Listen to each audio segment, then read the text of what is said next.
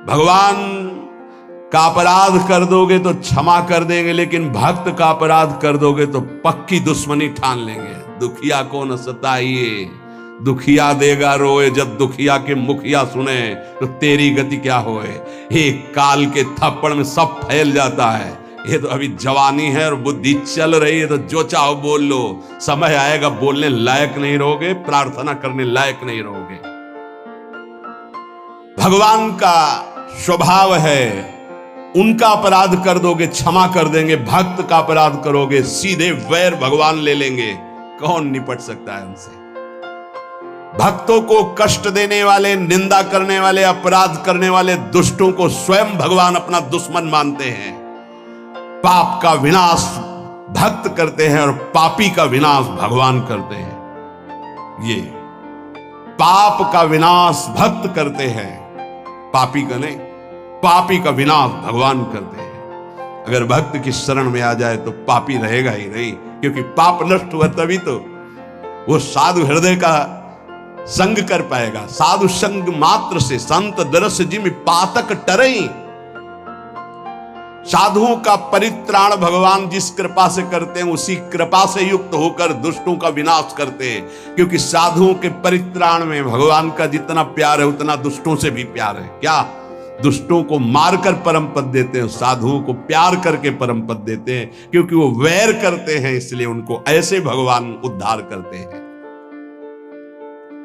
भगवान किसी के प्रति भी तनिक भी अमंगल भावना नहीं, पर भक्त के द्रोह करने के कारण जहां किसी भक्त को कष्ट दिया जाएगा, फिर भगवान उसे चैन से नहीं रहने देंगे। समय पर होता है, ये तत्काल थोड़ी होता है कि तत्काल तुम्हें देगा।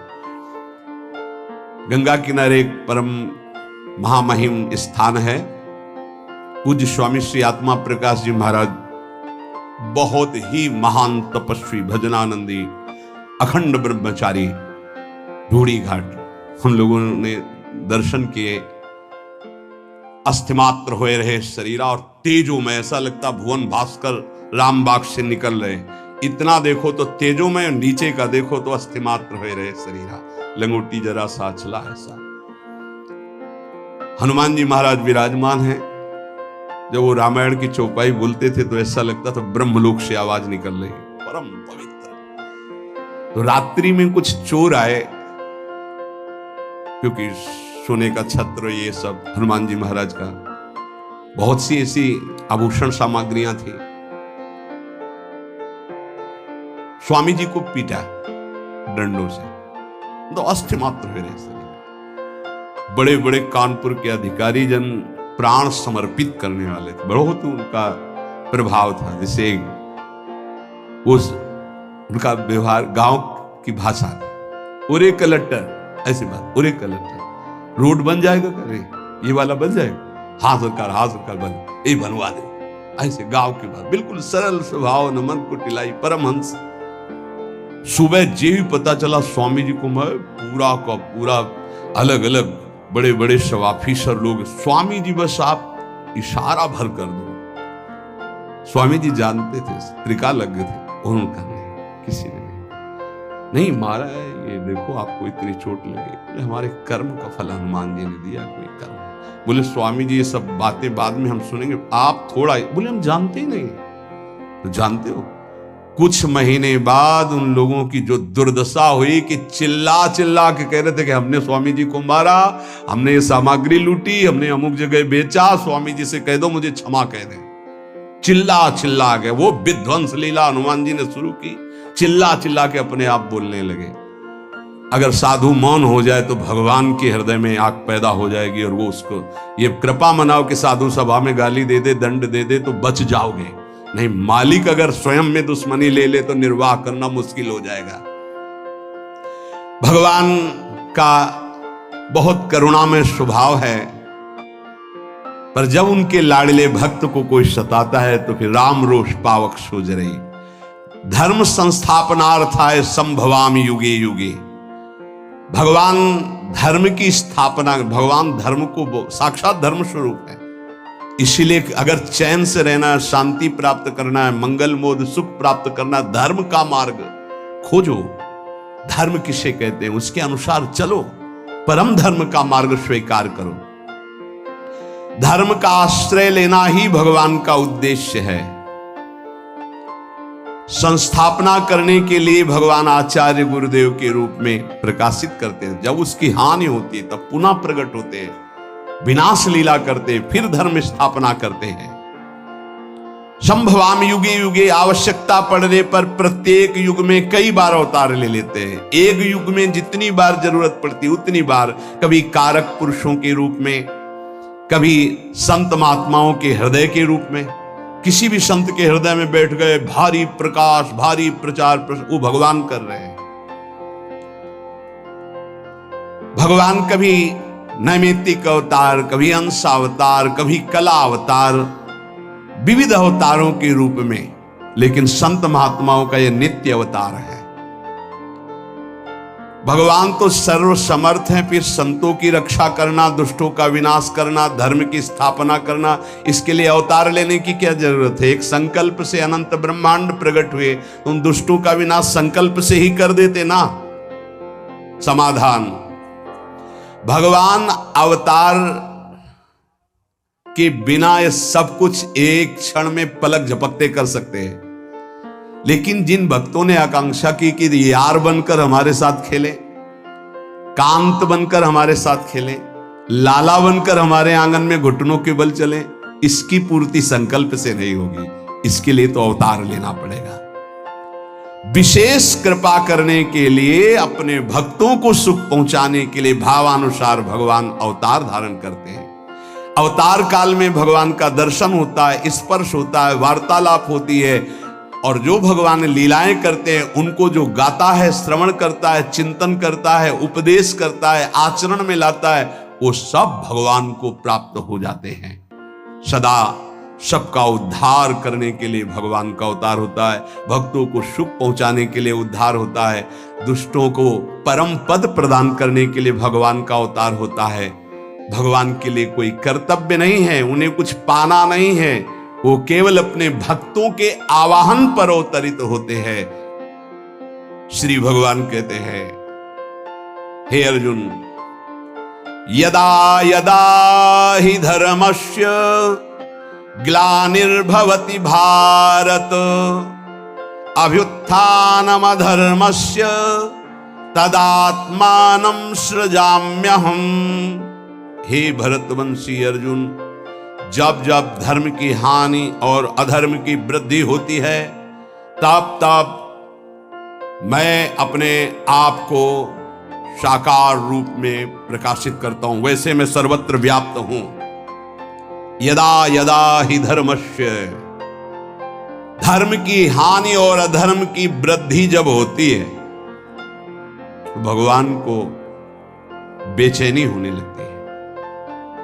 भगवत प्रेमी, धर्मात्मा, सदाचारी, निरपराध, निर्बल, इन पर जब नास्तिक, पापी, दुराचारी, बलवान मनुष्य अत्याचार करते हैं, सद्गुण सदाचारों की एकदम धज्जियां उड़ जाती हैं, दुर्गुण दुराचार अत्यधिक सफल दिखाई देते हैं, वृद्धि को प्राप्त होते हैं, तब भगवान जब देखते हैं किसी संत, महात्मा, योगी, मुनि से अब कुछ नहीं संभलेगा, तब आप पधारते हैं। जब जब आवश्यकता पड़ती तब तब भगवान अवतार लेते हैं। एक युग में जितनी बार आवश्यकता और अवसर प्राप्त होता उतनी बार अवतार लेते हैं। जैसे समुद्र मंथन में भगवान ने कई अवतार धारण किए। उसी समय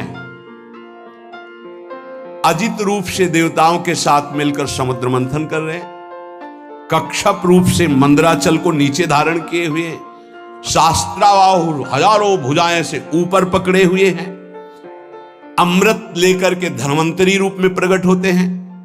दैत्य लोग अमृत ले जाते हैं तो मोहिनी रूप धारण करके अमृत देवताओं को पिलाते हैं। एक ही लीला में कई अवतार धारण कर लिए।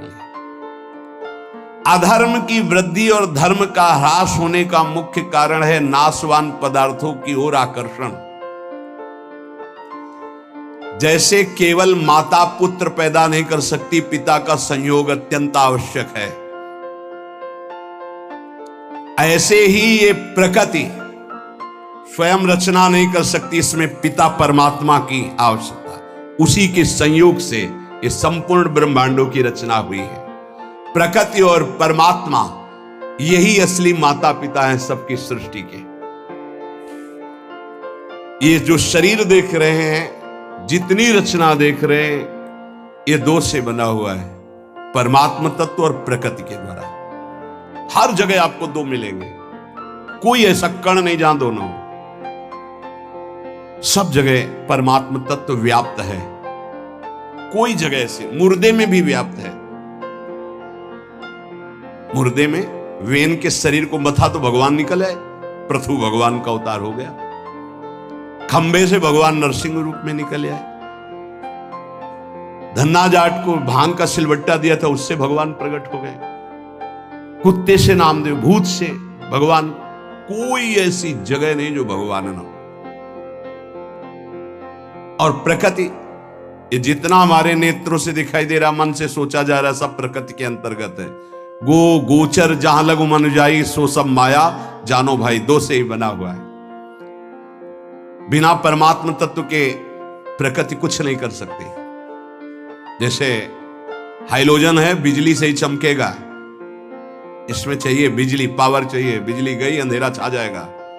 ऐसे प्रकृति एक यंत्र है, करण है, पर इसका कारण परमात्मा है। जितना जड़ चैतन्य सुंदर दिखाई दे रहा है, इसकी सुंदरता में श्री कृष्ण ही विराजमान है। परमात्मा और प्रकृति दोनों से ये बना हुआ है। वो अविनाशी निर्लेप और ये विनाशी परिवर्तनशील। प्रकृति का जितनी रचना है वो क्षण क्षण नाश को प्राप्त होता रहता है, बदलता रहता है।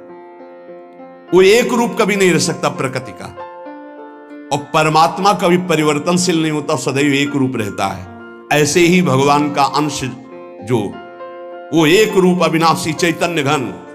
और ये शरीर सब परिवर्तनशील, ये पहले नहीं था, बाद में नहीं रहेगा, अब भी नहीं है, ये बदल रहा है एक एक क्षण।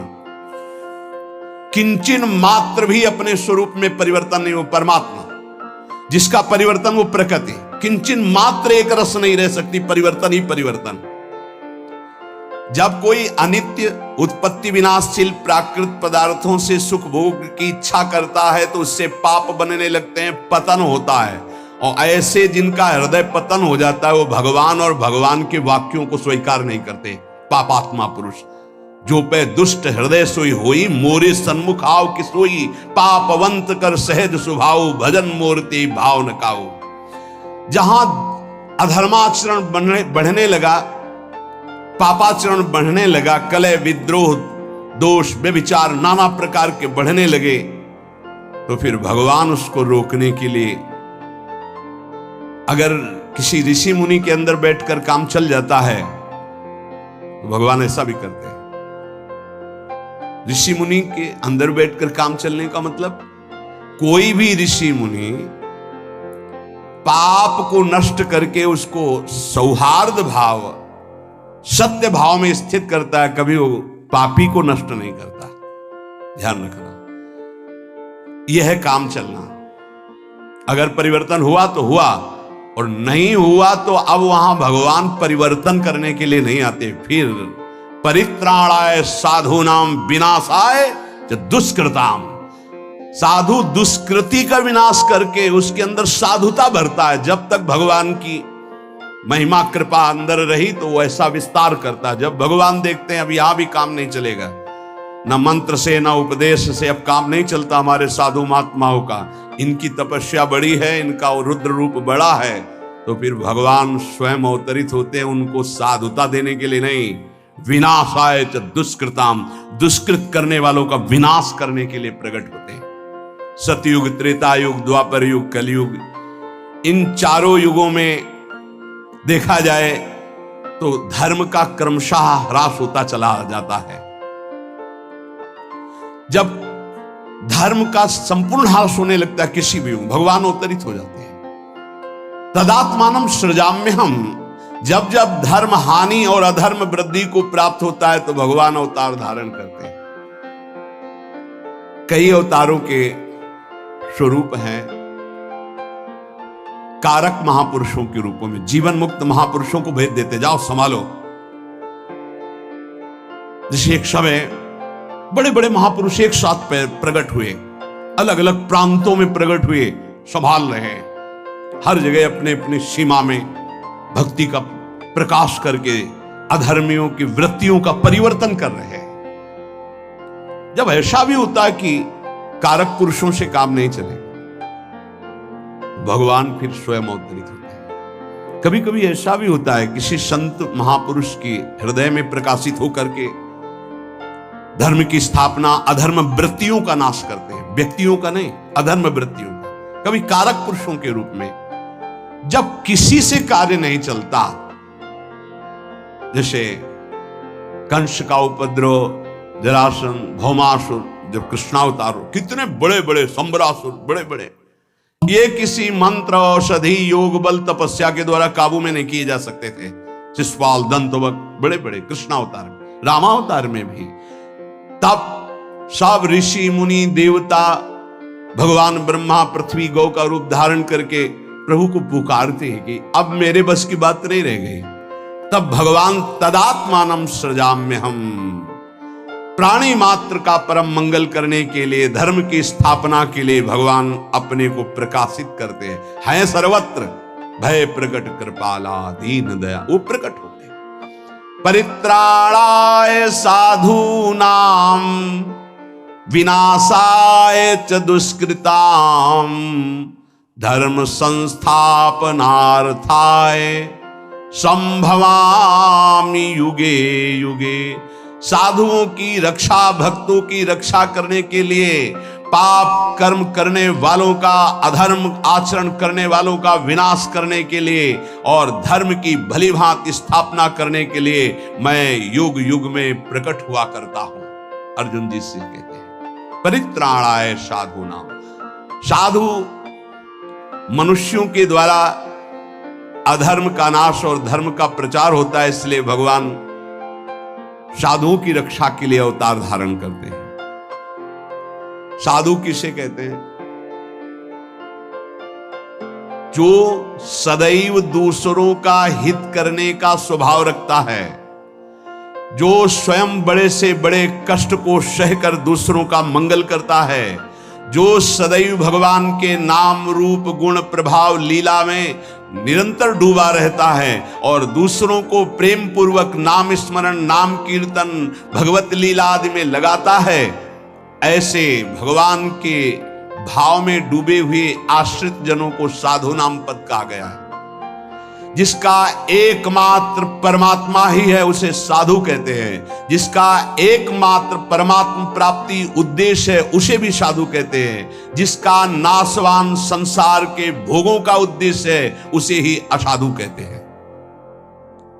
असत परिवर्तनशील वस्तुओं में जिसकी कामनाएं बढ़ चुकी हैं, ज्यों-ज्यों कामनाएं भोगी जाती त्यों-त्यों असाधुता बढ़ती चली जाती है और साधुता क्षीण होती जाती है।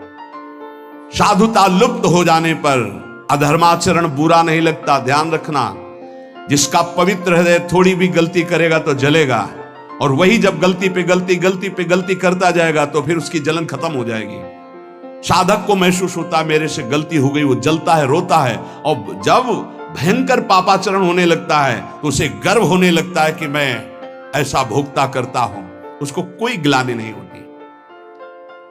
जैसे कोई कहते हैं कि हमको तो कोई गिलानी नहीं हुई, हमारा तो कोई, क्योंकि तुम्हारा मलिन अंतःकरण हो गया। इसलिए देखो, ज्यों-ज्यों भोगों में वृत्ति बढ़ती चली जाती तो पापाचरण बढ़ता है। पापाचरण बढ़ने से साधुता लुप्त होती है।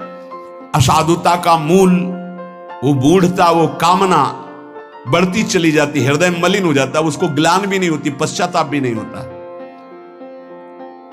साधु पुरुष पशु पक्षी वृक्ष मनुष्य देवता पितर सबका हित, सबका आनंद, सबका सुख चाहते हैं, वही साधु होते हैं।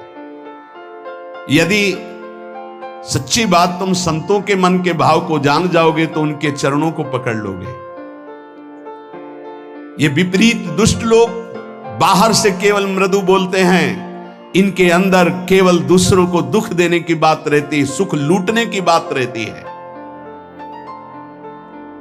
तो यहां कहते हैं कि यदि भगवान साधु पुरुषों की रक्षा किया करते हैं तो फिर संसार में साधु पुरुष दुख क्यों पाते हुए देखे जाते हैं? इसका समाधान है कि साधु वही है जो शरीर, धन, संपत्ति, मान बढ़ाई आदि की रक्षा नहीं चाहता, अपने भाव की, धर्म की रक्षा चाहता है, उसे साधु कहते हैं। और भगवान की भी दृष्टि में शरीर और मान बढ़ाई, धन संपत्ति की कोई महत्व नहीं, मायाकृत है। भक्ति भी नहीं चाहता और भगवान भी इसको जानते हैं, इसलिए भगवान उसके भाव को दृढ़ करते हैं, परिस्थिति को नहीं। ये कमजोर हृदय वाले परिस्थिति का सुधार चाहते हैं। भक्तों में सांसारिक पदार्थों का महत्व उद्देश्य पहले ही प्रारंभ में नष्ट हो गया था, शरीर का, भोगों का, सम्मान का, इनका। प्रतिकूलता, दुख, परिस्थिति जैसे जैसे आती है, भक्त में अखंड प्रसन्नता बढ़ती चली जाती है। सबको चाहिए कि धर्म के द्वारा अपने जीवन के कर्तव्यों का पालन करते हुए भगवान का स्मरण करें। इसी से परम सुख, परम शांति की प्राप्ति होगी। जो भगवान के नाम जप को निषेध करे, जो भगवान की महिमा की अवहेलना करे, शास्त्रों को झूठा बताए, कान में अंगुली डालो, उठकर चल दो, उस सभा में मत बैठना, नहीं तो पाप लगेगा। और उस पुरुष की दुर्गति जो होगी, अगर तुम जीवित रहोगे तो देख लेना, पक्की बात है। शारीरिक दुर्गति, मानसिक दुर्गति और अंततोगत्वा परिणाम दुर्गति। इसलिए बहुत सावधान होकर के चला जाए। निरंतर भगवान का नाम, गुण रूप लीला धाम का आश्रय और आचरण हमारे धर्म शास्त्रों के अनुसार होना चाहिए, तभी जीवन मंगलमय हो जाएगा। अभी अवसर है, निकल चलो।